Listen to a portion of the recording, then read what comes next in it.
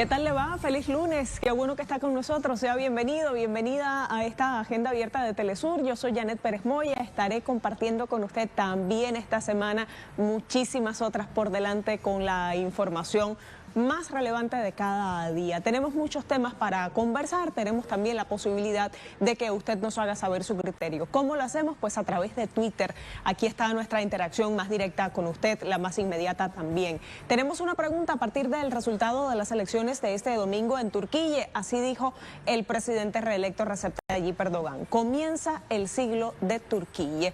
¿Qué sucederá tras el resultado de este domingo en el país? Tenemos dos opciones. Usted puede participar con nosotros. Crecimiento en todo orden es la primera que le planteamos. El FMI y Occidente lo impedirá. ¿Le suena el FMI en las claves que entregó ayer el presidente Recep Tayyip Erdogan cuando dio su discurso desde esta emblemática plaza del país? Bueno, de eso vamos a estar conversando más adelante con nuestro corresponsal, nuestros analistas, y otros temas también ocuparán esta agenda que ya comienza. Este domingo el presidente de Turquía, Recep Tayyip Erdogan, logró la reelección en la segunda vuelta presidencial. Según los resultados oficiales emitidos por el Consejo Supremo Electoral, Erdogan consiguió más del 50% de los votos, mientras que su rival, Kemal Kılıçdaroğlu, alcanzó el 46% de los sufragios. Tras conocerse los escrutinios, el mandatario reelecto agradeció el apoyo de los ciudadanos, mientras sus seguidores salieron a las calles para celebrar. Hoy nadie perdió. 85 millones de nuestros ciudadanos, todos ganaron por la responsabilidad que nos ha dado la nación. No estamos molestos con nadie. Todas estas discusiones referentes al proceso electoral y a los conflictos deben dejarse a un lado y debemos cumplir los objetivos y sueños de toda la nación y debemos unirnos en solidaridad en favor de nuestros sueños y objetivos comunes. Hacemos este llamado desde el fondo de nuestro corazón porque sabemos de la fortaleza de Turquía y es gracias a la unidad de 85 millones de nuestros conciudadanos juntos. A su vez, el jefe de Estado reiteró este lunes que el país y su sistema democrático han sido ganadores de la jornada. Esta mañana en Agenda Abierta mantendremos la cobertura informativa sobre este proceso electoral y analizaremos las nuevas políticas de este nuevo periodo y la implicación de una agenda que coloque a Turquía en el escenario geopolítico internacional. 85 millones de ganadores, ha dicho Recep Tayyip Erdogan. Hay información también desde los medios de prensa, vamos a revisar de inmediato. Este está el portal de TRT World. Elecciones Turquía 2023, aquí están los resultados de los comicios de este domingo, según este medio, lo tenemos en pantalla. Repasamos también información con Prensa Latina, la agencia latinoamericana de noticias, su red de corresponsales en el mundo le permite seguir también todo lo que sucede en Turquía. Con segundo aire, Erdogan encara el tercer mandato en el país, pese a los cuestionamientos sobre el accionar gubernamental tras los terremotos de febrero y también otros tropiezos que menguaron su popularidad. El presidente turco Recep Tayyip Erdogan se encamina hacia su tercer mandato. El reelecto dignatario logró imponerse ante su contrincante Kemal Kılıçdaroğlu, quien prometía revertir lo que llamó un retroceso democrático en el país, restaurar la economía y mejorar los lazos con Occidente. Según analistas, Erdogan significa la continuidad de un gobierno no muy cercano a la Unión Europea, de la cual no es miembro, pero también la permanencia de un actor clave en la región. Vamos a estar conversando también de lo que dice Swissinfo y informa así: Erdogan se impone en la segunda vuelta de las presidenciales en Turquía. El presidente se impuso este domingo en la segunda vuelta de las elecciones presidenciales, un resultado que confirma su permanencia en el poder hasta el año 2028, después de 2 décadas al mando del país. Los resultados confirman los pronósticos de analistas para esta segunda vuelta, en que el presidente llegaba como favorito, pese también al deseo de cambio de una parte del electorado y la inflación que azota el país. Ya estábamos mencionando algunos de los problemas también registrados durante el gobierno de Erdogan. Esta es la primera vez en la historia turca que se celebra una segunda vuelta electoral. Recordamos que el sistema electoral del país supone que de los candidatos, el que obtenga mayor cantidad de votos, pues directamente sería presidente, solo que en esta ocasión ninguno de los dos tuvo más del 50% necesario. Nuestro colaborador especial especial Yunus Soner nos trae más detalles. Yunus, te damos la bienvenida, te agradecemos por esta cobertura. ¿Cómo está Turquía un día después de las elecciones? Buenas tardes de aquí, Janet. Buenos días a ustedes. Aquí ahora todos esperan el anuncio oficial y final del Supremo Consejo Electoral. A partir de entonces va a hacer la toma de juramento el presidente Erdogan y establecer su gabinete oficial y empezará a gobernar el país. Ayer su vocero Ibrahim Kalın ha hecho declaraciones porque el tema es quién estará en el gabinete, quién serán los ministros. Ibrahim Kalın dijo que Erdogan considera establecer un gabinete joven, nuevo y dinámico para poder avanzar con el siglo de Turquía como lo han presentado en las elecciones. Mientras tanto, en la oposición ya empezó el debate sobre la candidatura de Kemal Kılıçdaroğlu. Miembros del Comité Ejecutivo Central del Partido Popular Republicano ofrecieron su renuncia la noche electoral, pero Kemal Kılıçdaroğlu lo rechazó diciendo que es demasiado temprano. A la vez, hoy por la mañana, el alcalde de la ciudad de Estambul, Ekrem İmamoğlu, quien fue un precandidato también a estas elecciones, hizo una declaración diciendo que es tiempo de cambios. İmamoğlu enfatizó la juventud, él es mucho más joven que Kemal Kılıçdaroğlu y eso indica también el comienzo de debate por la parte de oposición. A la vez, como ustedes también reportaron y el presidente rechazó la política de FMI, por la parte occidental, en la prensa occidental empiezan rumores y noticias de una posible crisis económica aquí en Turquía. La revista inglesa The Economist publicó hoy una nota diciendo que Turquía había perdido, cito, la oportunidad de reparar su democracia y su economía con la victoria de Recep Tayyip Erdogan. Igualmente, el banco de inversión estadounidense Morgan Stanley publicó hoy un reporte. Según ello, la lira turca, la moneda nacional, puede perder valor en tamaño de 29% vis-à-vis el dólar. Así que vemos que del occidente ya empiezan rumores y presiones contra Turquía a nivel económico. Qué panorama interesante nos dejas entonces, Yunus, sobre la mesa para conversar de inmediato con nuestro invitado. Te agradecemos, compañero, te despedimos así.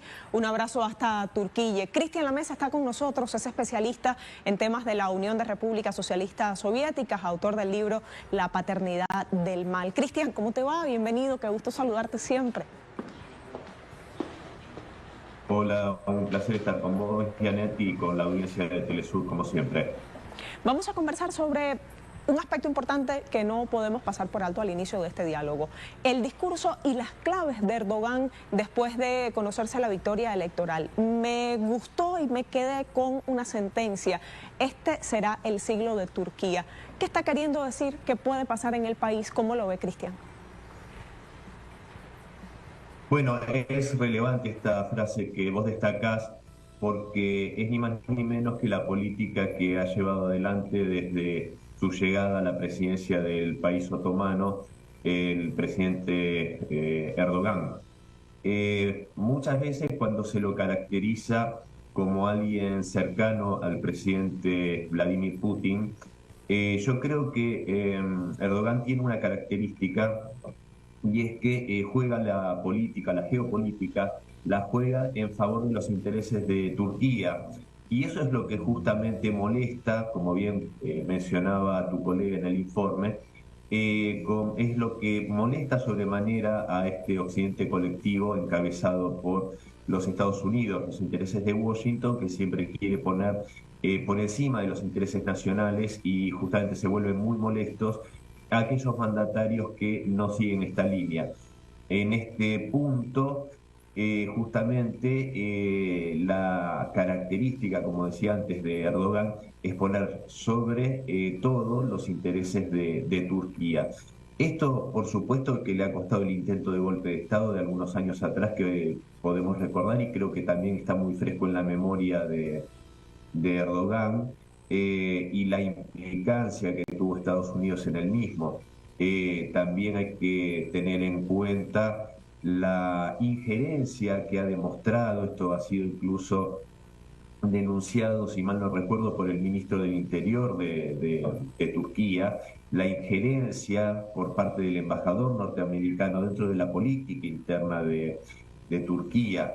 Y esto también pone de relieve el menguante poder de Washington para seguir influyendo en las políticas de otros países, como esta decadencia que parece verse por parte de los Estados Unidos también va teniendo su contrapartida en este descenso de la posibilidad de desestabilizar a otros países o influir en las decisiones de sus pueblos, ¿no? Que en este caso hay que recordar, bueno, los dos terremotos catastróficos que sufrió tanto Turquía como Siria en el mes de febrero, si no me equivoco. Hay que también tener en cuenta los problemas de inflación y el ataque a la moneda, a la lira turca, perdón. Y esto que también marcaba este anuncio, esta especie de anuncio de una posible desestabilización económica de Turquía. Entonces yo creo que a pesar de todo este escenario que buscaba socavar al presidente Erdogan, el pueblo de Turquía ha elegido en función de los intereses nacionales y de la soberanía de su país.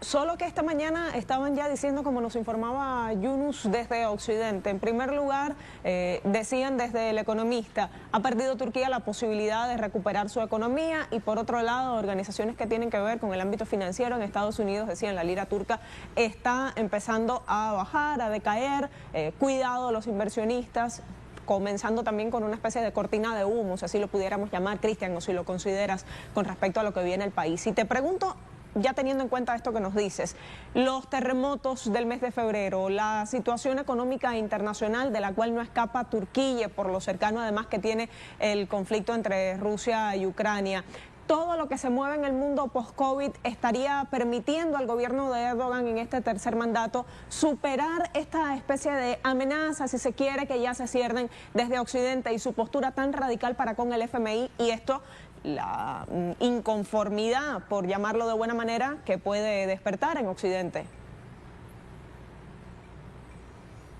Bueno, yo creo que en este sentido la suerte de este periodo presidencial que inicia Erdogan va a estar muy condicionado por las decisiones geopolíticas que siga tomando el mandatario turco.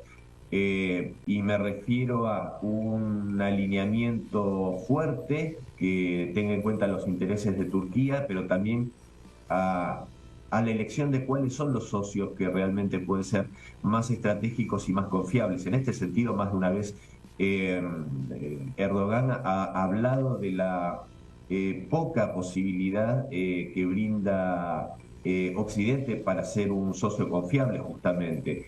En este sentido, bueno, había una intención de Ankara de solicitar el ingreso al grupo de los BRICS. Esto creo que puede ser una muy buena alternativa para consolidar la economía turca y afianzar estos lazos con el Kremlin, por ejemplo, en cuanto a este proyecto de hacer la distribución de gas ruso a Europa a través de Turquía. Creo que todas estas cuestiones van a ser la contrapartida de esa desestabilización que sin duda va a intentar hacer el bloque occidental, porque sabemos que los mandatarios que no son de la preferencia de Washington siempre van a buscar horadar su economía, su autoridad y justamente sembrarlos de inestabilidad en todos estos campos. Entonces, es más, no me extrañaría que intenten algún tipo de revolución de color en el futuro en contra de Turquía. Por eso yo creo que en este aspecto, no solo Turquía, sino todos los países van a tener que, sin duda, trabajar sus estrategias geopolíticas de forma muy hábil para justamente poder blindarse ante los intentos de Occidente de esta estrategia que todos sabemos de si no estás conmigo, sos mi enemigo. Cada vez se va a ir acentuando más en la medida que se van dando cuenta que el ataque a Rusia a través de Ucrania, con la OTAN como punta de lanza, no van dando resultados, tampoco han logrado dañar la economía rusa como esperaban. Entonces, obviamente, cada vez buscan dañar, digamos, indirectamente a Rusia, atacando a sus socios comerciales o a los que pueden ser potenciales aliados, incluso en este caso de Turquía, que no es que es un aliado incondicional, sino que obviamente no le puso las sanciones que pretendió Occidente, porque, repito, la política de Erdogan es velar por los intereses de su país y no ser simplemente un vasallo de la Unión Europea o de los Estados Unidos. Si hacemos zoom en esta cámara con que estamos viendo la situación de Turquía y miramos hacia adentro, Cristian, también vemos una situación aún a la espera de los resultados finales, de los números totales que tiene que entregar el organismo electoral, ya nos decía Yunus, pero había algo particular cuando se pintaba el mapa de resultados. En ciudades tan importantes como Estambul y como Ankara había una clara preferencia por el partido de oposición, por la figura de Kemal Kılıçdaroğlu. ¿Esto qué significará también en términos de gobernación interna? Y ya escuchábamos algunas alertas, algunas renuncias empezaron a darse desde el mismo momento en que se conoció el resultado electoral. Hablemos qué puede pasar puertas adentro, por supuesto, sin obviar toda la presión que hay desde afuera, pero adentro de Turquía, ¿qué pasará? Bueno, yo creo generalmente es algo que en muchos escenarios electorales a nivel mundial se da este fenómeno en el cual tal vez capitales o grandes ciudades tienen otra mirada política o tienen otra influencia por parte, en este caso, de Occidente, entonces son tal vez más permeables a ciertas miradas cosmopolitas y eso puede generar estas preferencias para, en este caso, con el candidato opositor, que era claramente el representante de lo que serían los intereses occidentales o esa mirada pro-occidental.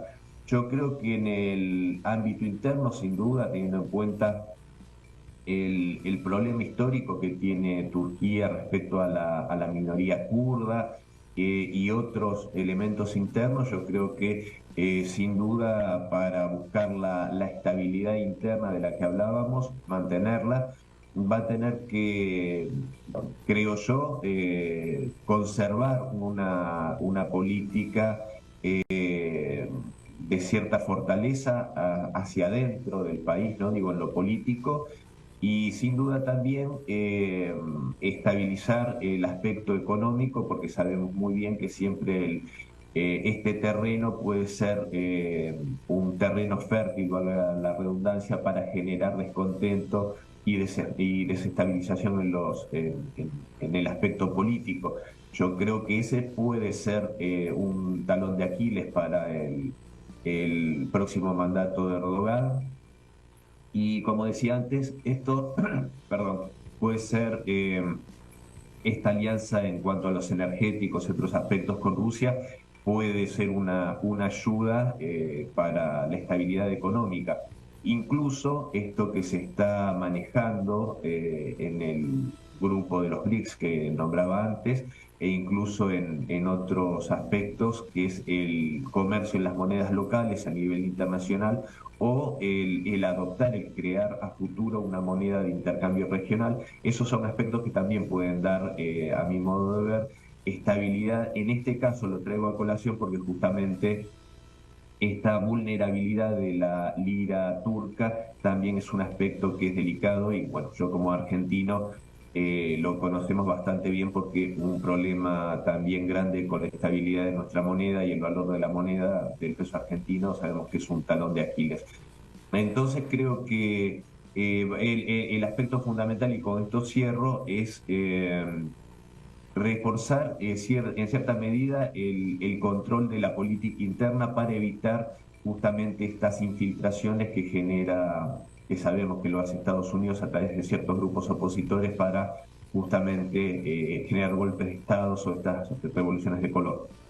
Cristian, escuchándote me surge una interrogante, no lo he conversado al menos yo con ninguno de los analistas con los que hemos hablado en estos días y me gustaría saber tu criterio al respecto. A partir de los resultados, se pudieran decir incluso resultados bastante amplios, no estuvieron decididos por cientos de miles de votos ni siquiera. ¿Habría algo que cuestionarse entonces? El voto en Turquía este domingo, ¿crees que fue un voto ideologizado? ¿Crees que el electorado estaba votando por un programa de gobierno? ¿O crees también que había una parte económica fuerte, importante, incluso un voto de castigo para la actual situación que vive el país? ¿Cómo crees que se movieron el electorado, las personas en torno a la ideología o la economía? ¿Qué estaba pasando y pesando sobre Turquía este domingo? ¿Cómo lo ves tú? ¿Cómo lo puedes contar? Bueno, como en cierta medida referí anteriormente, creo yo que el pueblo turco siempre es multidimensional el voto, o sea, no difícilmente se puede regir por un solo aspecto, sí pueden haber aspectos dominantes. Yo creo que hay que recordar también que en las encuestas previas a la primera vuelta electoral, muchas de ellas daban prácticamente una derrota del presidente Erdogan, lo daban ya por vencido. Esto ya en la primera vuelta se vio que no fue tal cosa, ya que fue primero y yo diría primero con cierta comodidad. Y en la segunda vuelta, teniendo en cuenta toda la situación económica, los terremotos, que obviamente no han sido responsabilidad del presidente Erdogan, pero sí sabemos que ese tipo de catástrofes sensibilizan mucho a la población y una respuesta no tan rápida como podría esperar una víctima de una catástrofe semejante puede hacer que el pueblo esté sensibilizado y hasta sentirse defraudado por su gobierno. Digo en líneas generales, no digo puntualmente en este caso, digo que son situaciones que se pueden dar. A esto que sumamos las injerencias de Washington a través de su embajador y a través de otros elementos. Entonces yo creo que tomando en cuenta todo eso, esta elección de Erdogan es una muy buena elección, teniendo en cuenta todos estos elementos contrarios a él, y yo creo, llegando a para contestar concretamente tu pregunta, Janet, yo creo que el pueblo turco mayoritariamente deben haber valorado, deben haber puesto de relieve este aspecto de política soberana del mandatario otomano. Yo creo que para el pueblo turco, tomando en cuenta la historia de los países, que siempre hay que tenerlo en cuenta, las idiosincrasias, es un país que fue imperio, y generalmente los habitantes de estos países tienen un orgullo nacional más elevado que lo que podemos tener otros pueblos más jóvenes o con otra historia, otro bagaje cultural e histórico. Entonces yo creo que en la idiosincrasia del pueblo turco, sin duda, pesa mucho el aspecto de ser un país respetado a nivel internacional, tener relevancia, que el peso geopolítico y la palabra del mandatario tenga una densidad y una consistencia en el teatro internacional.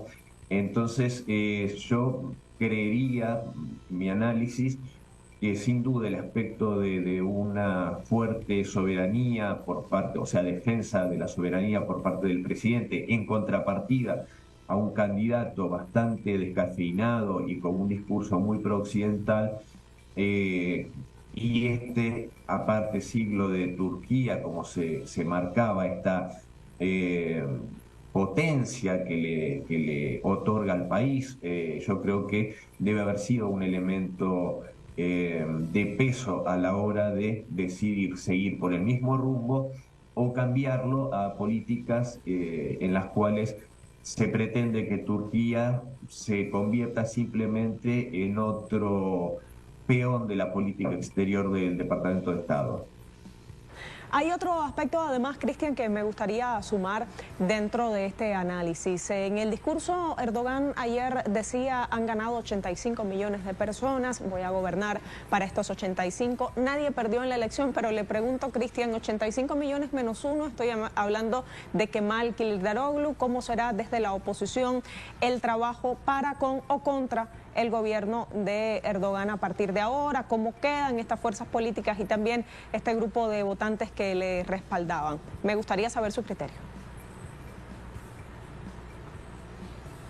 Bueno, yo creo que la oposición va a quedar, a pesar de que en líneas generales, si uno lo analiza, podría ser visto como una elección muy favorable a la oposición, ya que de hecho es la primera vez en la historia del país otomano que se tiene que recurrir a una segunda vuelta electoral.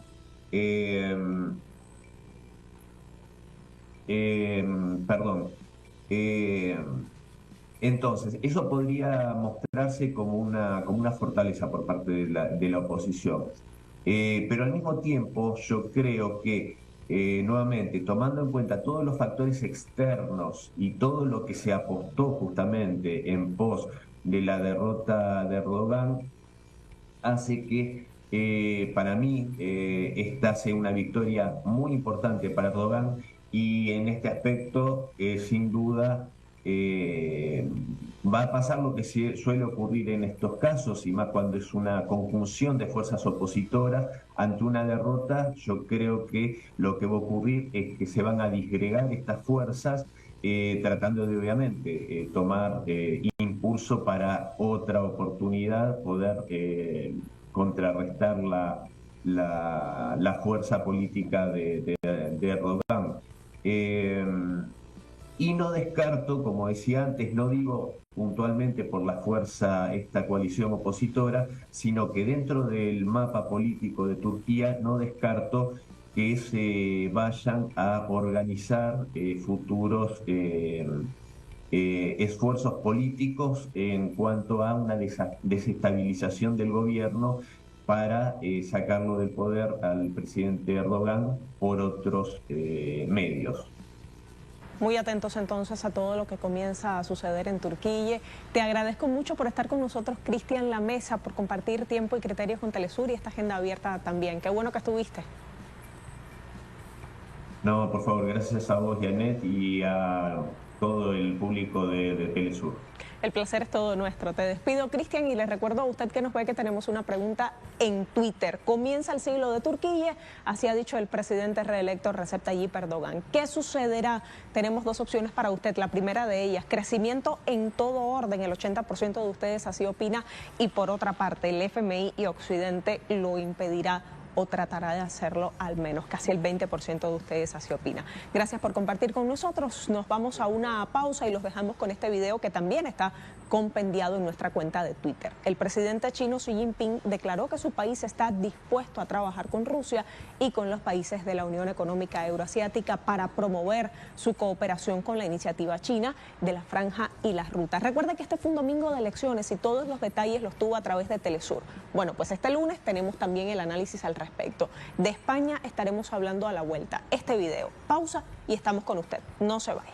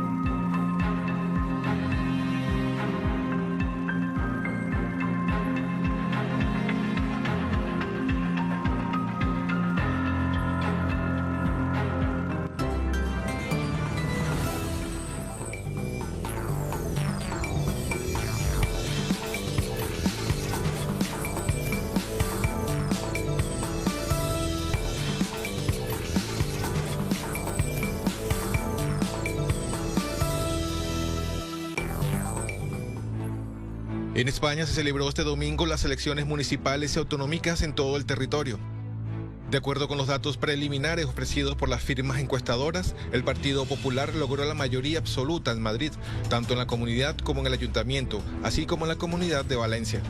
En estos comicios se destacó la participación de los votantes, que ascendió hasta más de 51% del padrón electoral, en contraste con el 49% registrado en las elecciones del 2019.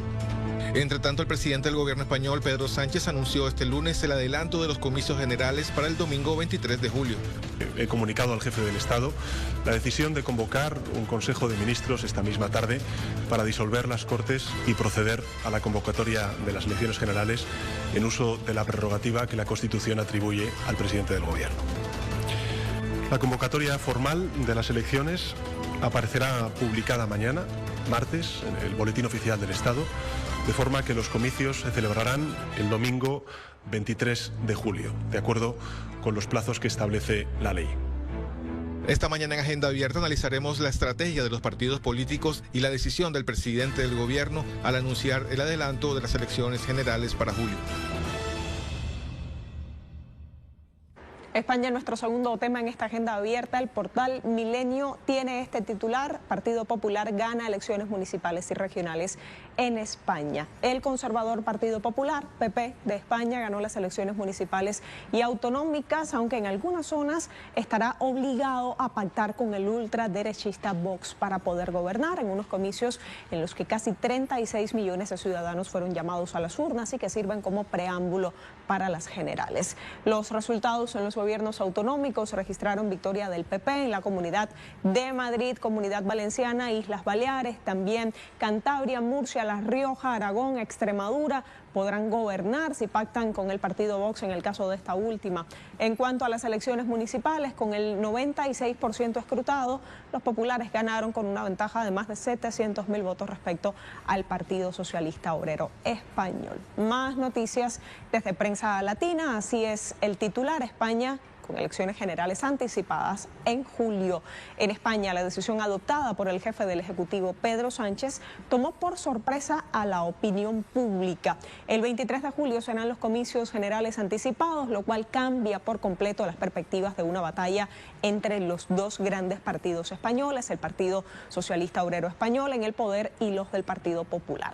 Pedro Sánchez indicó que, en virtud de sus competencias y luego de asumir personalmente la derrota electoral sufrida este domingo por el PSOE, habló con el rey Felipe VI para comunicarle la convocatoria de un Consejo de Ministros extraordinario y la disolución del Parlamento. Información desde el portal Noticias de Navarra: malestar en el Partido Popular con el adelanto electoral de Sánchez. Varios dirigentes del PP han coincidido este lunes en expresar su enfado y malestar con el anuncio de sorpresa del Ejecutivo por parte de Pedro Sánchez de adelantar estas elecciones generales para el 23 de julio. Fuentes del PP criticaron que Sánchez busca desviar el foco de la victoria del partido en las elecciones municipales y autonómicas, señalando que con esta convocatoria lo de ayer ya es pasado. Así destacaron que la campaña de las generales coincidirá en el tiempo con la formación de los gobiernos autonómicos y municipales. Jugada de Pedro Sánchez. Vamos a conversar sobre ese tema con nuestro invitado, pero antes sumamos información. Nuestro compañero Andrés Flores desde Madrid nos cuenta detalles. ¿Cómo está España hoy? Andrés, contigo. Exactamente, continuamos analizando los resultados de estas elecciones autonómicas y municipales en España. El dato político, uno de los datos políticos, es que el Partido Popular gobernará en 30 de las 52 capitales de provincia. Las elecciones de este domingo podemos decir que han revolucionado el mapa autonómico y municipal, en donde lo han tenido con el color azul, el color del Partido Popular. El otro dato también tiene que ver con el auge de Vox, del partido de ultraderecha, también con la situación de Podemos y con la extinción de Ciudadanos. Extremadura, Andalucía, Aragón y Comunidad Valenciana, que eran bastiones históricos del PSOE, fueron perdidos justamente por el PSOE. Y el presidente del gobierno español, Pedro Sánchez, ha tomado una decisión clave esta mañana, hora española, en donde decidió adelantar las elecciones generales. Las elecciones generales ahora serán el 23 de julio. Por supuesto que esto ha sido tras los resultados que obtuvo el PSOE en las municipales y en las autonómicas, que no eran los resultados que esperaba. Textualmente, Pedro Sánchez dijo: acabo de mantener un despacho con Su Majestad el Rey en el que he comunicado al jefe de Estado la decisión de convocar un Consejo de Ministros esta misma tarde para disolver las Cortes y proceder a la convocatoria de elecciones generales. Una decisión que ha impactado en todo el arco político y que por supuesto seguiremos de cerca porque tendrá consecuencias en todo el territorio español. Muchísimas gracias, compañero, por este resumen, un resumen del cual vamos a conversar también con Juan Raúl Ferreira, analista internacional, y estaremos compartiendo los próximos minutos con él. ¿Cómo le va? Muy bienvenido, qué gusto que esté con nosotros y muchas gracias desde ahora. Al contrario, muchas gracias a ustedes, Janet, un honor siempre estar en tu programa y en Telesur. Es un placer para nosotros. Solo hay un método infalible para solventar las dudas, decía Pedro Sánchez. Lo mejor es que tomen la palabra a los españoles y se pronuncien. Afirmaba en esta locución que, permítame decirle, tomó por sorpresa a muchos. ¿Qué le parece este discurso y la decisión de Sánchez? Además, le escucho. Bueno, por un lado, efectivamente, no estaba en los cálculos de nadie y a todos nos tomó de sorpresa, a quienes están en España y también a los que seguíamos de cerca el proceso desde el exterior. No es menos cierto que estas elecciones, al no ser elecciones generales, ser autonómicas y en algunos casos municipales, eran más que nada una prueba de fuerzas entre los dos bloques en que se está dividiendo. Digo bloques porque ya el PSOE y el PP no tienen, salvo una excepción que vamos a mencionar, mayoría propia en ningún lado y unos tienen que buscar alianza con fuerzas progresistas y el PP con fundamentalmente Vox, un partido que es de ultraderecha. Creo que las elecciones de España siguieron una tendencia que lamentablemente se viene confirmando en el resto de Europa de un vuelco hacia posiciones más conservadoras. Las elecciones estas hay que tener en cuenta que no es lo mismo las municipales que las autonómicas. De los 17 gobiernos autónomos que tiene España, 5 no tuvieron elecciones autonómicas, sino exclusivamente municipales, que son Andalucía, Cataluña, Galicia, País Vasco, Castilla y León. Sin embargo, aún en las elecciones municipales hubo algunos datos que generaron mucho ruido. Por ejemplo, si bien es cierto que en Cataluña no hubo elecciones autonómicas, las hubo para la alcaldía de Barcelona. Y ahí se esperaba, como está en juego también el tema de los independentistas, un triunfo muy contundente del PSOE que no fue. Es un cabeza a cabeza que están ahora en el recuento de los votos para saber quién es proclamado como nuevo alcalde. Al mismo tiempo, algunos datos del PP demuestran un crecimiento exponencial muy contundente, especialmente en Madrid y en Murcia. El PSOE votó un poquito mejor en Castilla y La Mancha, pero por debajo de lo que se esperaba. Y en Madrid, en la votación autonómica, no la de la alcaldía de la ciudad, una figura a la que se está observando como una posible líder del PP en un futuro no muy lejano, Isabel Díaz Ayuso, se le está observando por su gran capacidad de generar alianzas y de negociar. Sin embargo, ganó por más del 50% de los votos, es decir que en la Comunidad Autónoma de Madrid el PP ganó con mayoría absoluta propia, no requiere de alianzas de ningún tipo. O sea que aún a los observadores más pesimistas del PSOE, estos resultados tomaron de sorpresa y generaron una incertidumbre muy grande, ante la cual reacciona rápidamente el presidente del gobierno ante esta magra votación, con una convocatoria de elecciones para el 23 de julio, adelantando el proceso natural. creo que si uno mira el crecimiento exponencial del PP, y el presidente no creo que piense que va a alterar el resultado, pero sí va a diluir los ecos políticos de este resultado, concentrando la atención en las elecciones generales adelantadas y al mismo tiempo tratar de realizarlas antes de que el desgaste sea aún mayor. Así decían desde el PP, y esa era parte del enojo, que la estrategia de Pedro Sánchez más que todo les quitaba la posibilidad de celebrar, porque lo que había pasado ayer con este anuncio de elecciones adelantadas ya quedaba como historia. Además lo hace coincidir con el periodo en que esos liderazgos van a estar tomando posesión, en transiciones en algunos lugares, otros afianzarse, pero a plantearse nuevas estrategias. Esta jugada entonces de Pedro Sánchez también viene a marcar la dinámica política y dejar un poco atrás lo que sucede el domingo. Los números generales hablan de una diferencia de 700.000 votos aproximadamente entre cada fuerza política. Si pudiéramos hablar de una derecha o una izquierda, con las características de la izquierda española, que no es lo que se conoce en el resto del mundo por izquierda, o lo que pudiéramos entender políticamente por ello. Le pregunto entonces, esa diferencia, ¿qué va a pasar de cara a lo que viene? ¿Qué va a pasar de cara a las generales? Nos adelantaba, ¿pudiera diluirse o no? Me gustaría escucharlo en detalle sobre ese tema. Sí, sin duda la reacción de Pedro Sánchez fue propia de un político con mucha baqueta, como decimos en Uruguay, con mucha cintura, y que reaccionó rápidamente para mitigar el resultado. No lo revierte de ninguna manera. Hay otros temas además que han salido a luz y que generan problemas que van a estar presentes también en las elecciones generales. Por un lado, la compra de votos en Murcia por parte de funcionarios del PSOE. El PSOE ha dicho que va a actuar con mucha rigurosidad en contra de ellos, pero hay 13 detenidos que ya han sido sometidos a la justicia por la compra de votos. Estas son cosas que al PSOE le va a costar mucho revertir.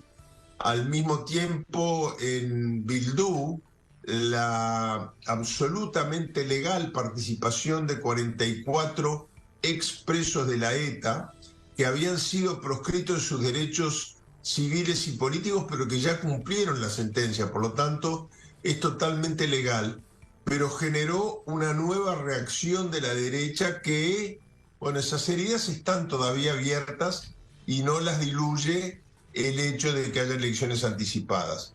Creo que lo que está buscando el presidente Pedro Sánchez es el menor de los males, pero que va a ser muy difícil revertir esta tendencia que además se ha manifestado prácticamente en todo el país. Hay que ver que en Cataluña la situación está muy tensa, el líder del partido independentista sigue exiliado, expresidente de la Generalitat. En Barcelona las cifras han sido muy parejas, eso para el PSOE es una derrota muy grande.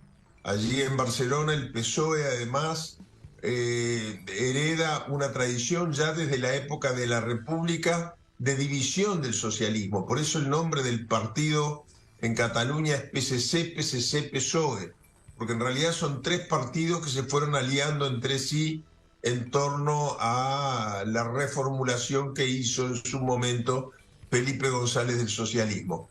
Quiere decir que yo tengo la impresión de que el presidente de gobierno logra distraer la atención, tratar de minimizar el efecto de la toma de posesión de los nuevos mandatarios electos, tanto a nivel autonómico como municipal, pero que va a ser muy difícil que revierta una tendencia en la opinión pública contraria a los intereses del gobierno. Habría entonces allí que descifrar también, y le pregunto en función de eso, Ferreira, las claves y las causas de la situación que vimos ayer en las urnas, una izquierda fragmentada, decían algunos, y por otra parte una ultraderecha con alianzas reforzadas en una estrategia inteligente que le permitirá ganar un área de influencia, todavía bajo cuestión o todavía a esperar por verse, pero las causas de este voto español el domingo, ¿cómo las descifraría usted? Yo creo que es parte de un fenómeno que se está viviendo en toda Europa. Hay que ver que muchos de los partidos históricos de Europa han desaparecido del mapa. Socialistas y gaullistas prácticamente no existen más en Francia. Llegamos en Francia a un proceso electoral donde muchos de nosotros terminamos festejando el triunfo de Macron de derecha, porque la alternativa que había en la segunda vuelta era la extrema derecha. Y en Italia efectivamente ganó la extrema derecha con el actual primer ministro.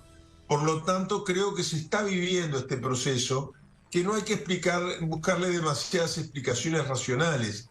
Estos fenómenos a veces son contagiosos y obedecen a un descrédito del funcionamiento de los sistemas políticos como tales.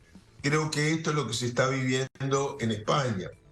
Hay que ver que en España estuvo en el banquillo de los acusados y sigue ante la opinión pública la figura del propio rey emérito, padre de Felipe VI, el rey Juan Carlos I. Es decir, muchas instituciones que parecían intocables han sido cuestionadas por la opinión pública por desgaste. La situación económica en España es muy grave, tanto en los índices de desempleo como en las altas tasas inflacionarias. Todo eso va contribuyendo al desgaste. El PP ha sido muy habilidoso en sus acuerdos con la extrema derecha del partido Vox para lograr un control de una mayoría muy grande de los gobiernos autonómicos. En España la autonomía funciona de una manera distinta que lo que se puede ver, por ejemplo, en Italia o en Alemania. En España, a mí un expresidente del gobierno una vez me dijo: Estados Unidos tiene varios estados y una sola nación. Nosotros tenemos varias naciones con un solo estado. Y algo de eso es cierto, es decir, muy poca gente siente en Cataluña, por ejemplo, en Andalucía, en Galicia, esa identidad con el Estado Nacional que se siente en otros países europeos. Ahí entonces es más difícil para un partido de gobierno que ha sufrido un desgaste de muchos años. El PP ha estado en el gobierno en el proceso de transición y luego un breve pasaje que terminó con la primer crisis de la institucionalidad democrática en España. Quiere decir que no hay que buscarle explicaciones demasiado racionales. En ciencias políticas hay que aprender que muchas veces el estado de ánimo, la tendencia electoral responde a otras variables. Sin lugar a duda, la crisis económica a la cabeza. Muchísimas gracias, Ferreira, por ayudarnos a comprender entonces de cualquier manera un camino acelerado de cara a las elecciones para el 23 de julio y se mueven las fuerzas políticas a ese mismo ritmo. Gracias por estar con nosotros. Qué bueno que nos acompañó esta mañana. Muchas gracias a ustedes. Ha sido un gusto. Es un placer. Tenemos más noticias para compartir y lo hacemos desde Cuba. ¿Qué pasó allí? Pues también elecciones este domingo. Se eligieron gobernadores y vicegobernadores. La elección estuvo a cargo de los delegados a las asambleas municipales del Poder Popular en todo el país. Así lo establece la ley electoral de Cuba. Son esos miembros de las asambleas municipales los que escogen a los miembros de la Asamblea Provincial del país. Nuestra compañera en La Habana, Fabiola López, nos tiene un resumen de la jornada. Nos vamos con ella hasta la capital de Cuba. Fabiola, qué gusto, bienvenida. Hola, ¿qué tal? Un gusto en saludarte desde La Habana. Pues en efecto, este domingo en 167 municipios del país, o sea, en todos, excepto en el municipio especial Isla de la Juventud, se desarrollaron las elecciones de gobernadores y vicegobernadores provinciales. Como estipula la Constitución de la República, las asambleas municipales del Poder Popular se convirtieron por derecho propio en colegios electorales para que los delegados de las circunscripciones ejercieran su derecho al voto libre, igual, directo y secreto para elegir a quienes regirán los destinos de las 15 provincias cubanas durante los próximos 5 años. Al informar sobre los resultados de esta elección, la máxima autoridad electoral, Alina Balseiro, dijo que estos comicios se desarrollaron con resultados muy satisfactorios.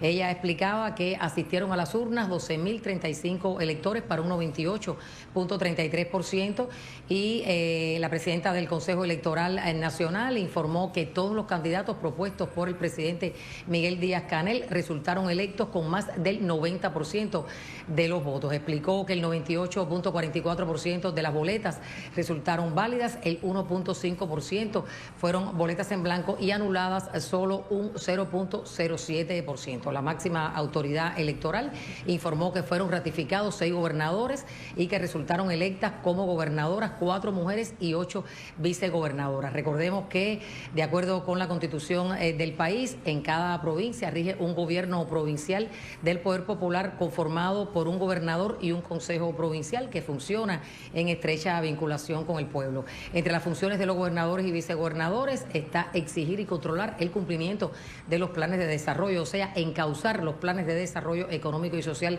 de sus territorios al tiempo que organiza y dirige la administración provincial. La autoridad electoral dijo que la jornada de este domingo fue una demostración de democracia y transparencia en Cuba. Fabiola, muchísimas gracias por este resumen, compañera. Nos vamos de inmediato hasta el portal El Comercio. Titula así: Nevado del Ruiz, 28 de mayo, nivel de alerta, últimos sismos y más, según el Servicio Geológico Colombiano. El volcán Nevado del Ruiz en Colombia viene causando gran preocupación en todos los ciudadanos allegados a la zona, puesto que el gobierno declaró alerta naranja debido a lo inestable de su actividad y también por una posible erupción. Por ello se han evacuado zonas del lugar como Tolima, también Risaralda, y se han preparado para atender cualquier percance o emergencia.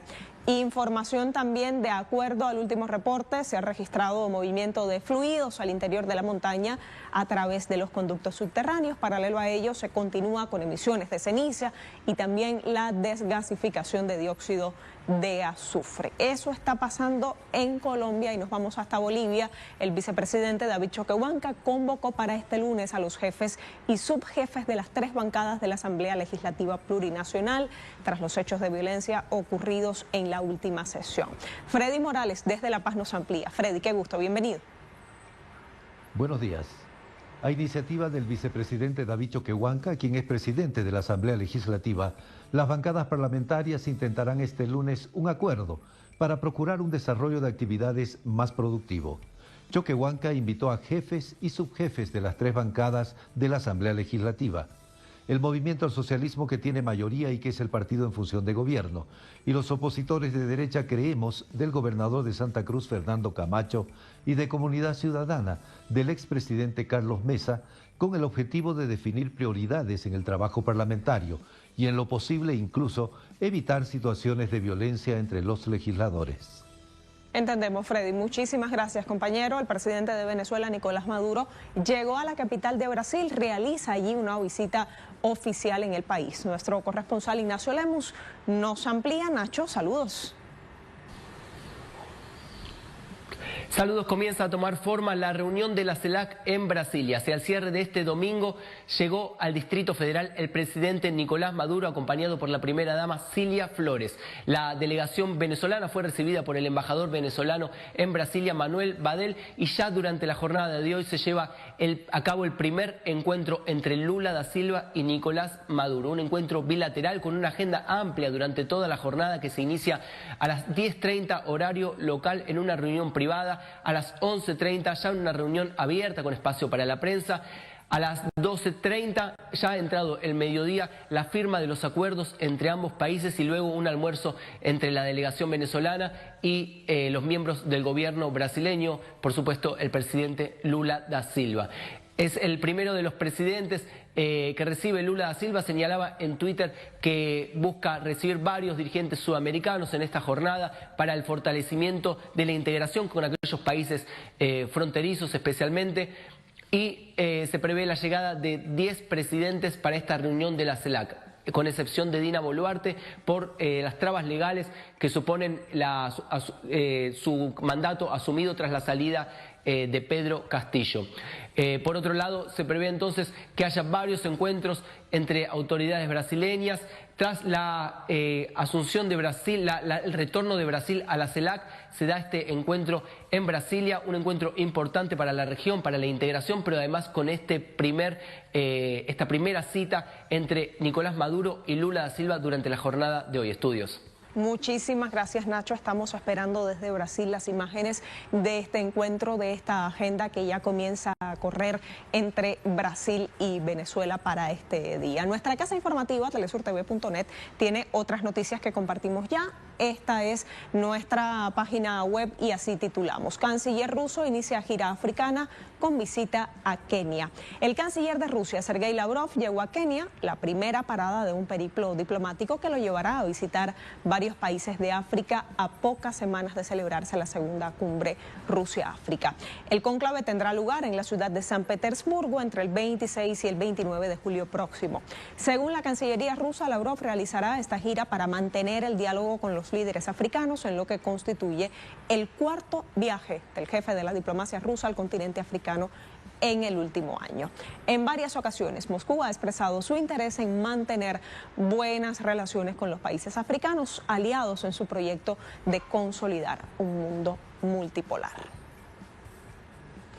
Vamos también a compartir información. Esta semana el presidente de Brasil, Luis Ignacio Lula da Silva, recibe a presidentes de Sudamérica en Brasilia para que juntos discutamos nuestra región. Ningún país crece solo. Mire este comunicado que tenemos en pantalla, lo ha hecho Lula a través de su cuenta en Twitter. Tenemos que trabajar con nuestros vecinos para construir alianzas para el desarrollo económico de la región, fortaleciendo los lazos culturales y defendiendo la democracia.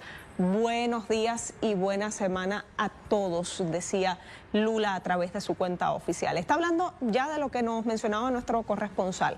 CELAC por una parte, la llegada de otros países y reuniones bilaterales por el otro. Manténgase atento a la señal de Telesur, quizás en minutos tengamos ya las primeras imágenes y las primeras informaciones de estas reuniones que Brasil y Venezuela sostienen desde esta jornada, una amplia agenda de trabajo, y aquí tendrá todos los detalles. Gracias por estar con la agenda abierta. Soy Janet Pérez Moya, le prometo que nos encontramos mañana. Hasta entonces.